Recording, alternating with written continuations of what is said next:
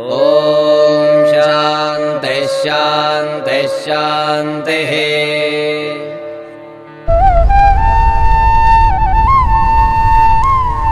नमोऽस्तु सूर्याय सहस्ररश्मये सहस्रशाखान्वितसम्भवात्मने सहस्रयोगोद्भवभावभागिने सहस्रसङ्ख्यायुगधारिणे नमः।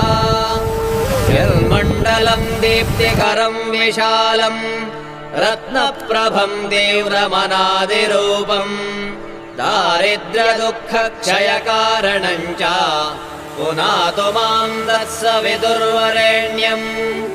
यन्मण्डलं देवगणैः सुपूजितम् विप्रैः स्तुतं भावनमुक्तिकोविदम् तं देवदेवं प्रणमामि सूर्यम् पुनः